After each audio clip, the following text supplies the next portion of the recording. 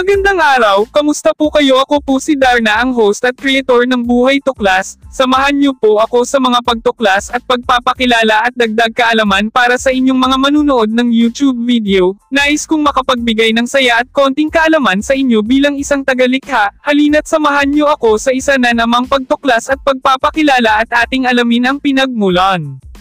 Sinusuportahan ng Globe ang pag-audit ng pamahalaan upang tiyakin ang integridad ng pagpaparehistro ng SIM, nanawagan para sa buong pagpapatupad ng National ID sa gitna ng mga scam text.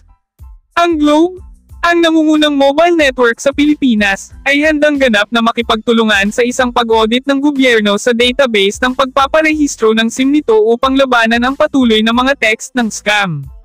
Binigyang diin ni Darius Delgado, Globe Vice President at Head ng Consumer Mobile Business, ang kahalagahan ng audit. Nasa kalagitnaan na tayo ng ikalawang taon ng pagpapatupad ng SIM Registration Act at napapanahon ang panawagan ng DICT.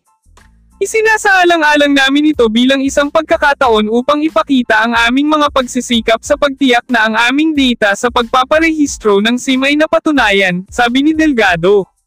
Nabanggit ni Delgado na karamihan sa mga mensahe ng scam ay ipinapadala na ngayon sa pamamagitan ng mga over-the-top na serbisyo sa media, chat app, rich communication services, RCS, para sa Android, iba pang internet-based na mga platform ng pagmemensahe, at mga peking cell tower, sa halip ng mga telco network.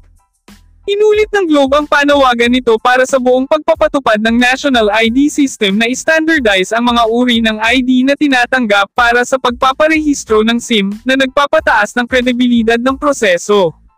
Ang kasalukuyang batas ay nagpapahintulot sa iba't ibang ID na inisyo ng gobyerno na maaaring madaling pakialaman o panloloko.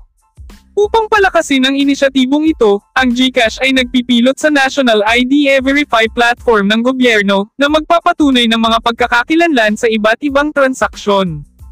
Mga pagwawalis ng data ng SIM at mga panukala sa seguridad. Noong nakaraang taon, nagsagawa ang Globe ng sweep ng SIM registration data nito matapos ang mga ulat ng hindi tao na mga larawan na ginagamit sa pagpaparehistro ng mga SIM. Na-deactivate na ng kumpanya ang mga hindi na-verify na pagsusumit.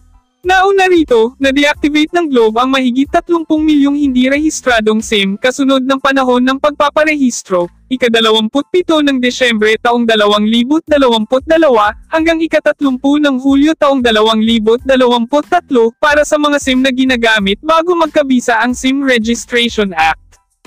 Gumagamit ang Globe ng ilang hakbang upang masecure ang SIM registration platform nito. Mga advanced na protocol ng pag-encrypt para sa paghahatid ng data. Live na teknolohiya sa pagkuha ng larawan upang maiwasan ang paggamit ng stock o mga dati ng larawan. Sinusubukang muli ng pagsumit ng limitadong ID na bantayan laban sa mga peking pagtatangka ng dokumento. Noong Q1 2024, aktibong hinarang ng Globe ang 36,549 na SIM mula sa iba pang network, isang 62% na pagtaas kumpara sa parehong panahon noong nakaraang taon. Na-deactivate din nito ang 841 SIM mula sa network nito na tinukoy bilang mga potensyal na mapagkukunan ng spam o scam na SMS. Noong Setyembre taong 2022, ang Globe ang naging unang telco sa bansa na hamarang sa lahat ng person-to-person SMS na may mga clickable link, isang panukalang hinihiling sa ibang telco ng National Telecommunications Commission. Ito ay epektibong napuksa ang scam at spam SMS sa loob ng Globe Network. To the power of 1, kasalukuyang nagsisilbi ang Globe ng 58.8 milyong mobile subscribers. Para sa karagdagang impormasyon sa mga pagsisikap sa pagpaparehistro ng SIM ng Globe, bisitahin ang Globe SIM Registration. Tungkol sa Globe, ang Globe Telecom, Inc. ay isang nangungunang kumpanya ng telekomunikasyon sa Pilipinas, na nakalista sa PSE sa ilalim ng stock symbol na GLOW. Pinaglilingkuran nito ang mga pangangailangan sa telekomunikasyon at teknolohiya ng mga consumer at negosyo na may hanay ng mga produkto at serbisyo, kabilang ang mobile, broadband, koneksyon ng data, internet, at mga pinamamahalaang serbisyo. Nag-aalok din ang Globe ng mga digital na solusyon sa fintech, health tech, adtech, climate tech, shared services, at venture capital. Noong 2019, naging signatory ang Globe sa United Nations Global Compact na nakatuon sa mga universal na prinsipyo ng sustainability. Ang mga punong guro nito ay ang Ayala Corporation at Singtel. Mag-subscribe sa aming channel para sa higit pang nakakangganyo na makasaysayang nilalaman at tiyaking pindutin ang notification bell upang hindi makaligtaan ang isang update. I-like, ibahagi, at iwanan ang iyong mga saloobin sa seksyon ng mga komento sa ibaba. Salamat sa pagsama sa amin sa nakakapagpapaliwanag na paglalakbay na ito.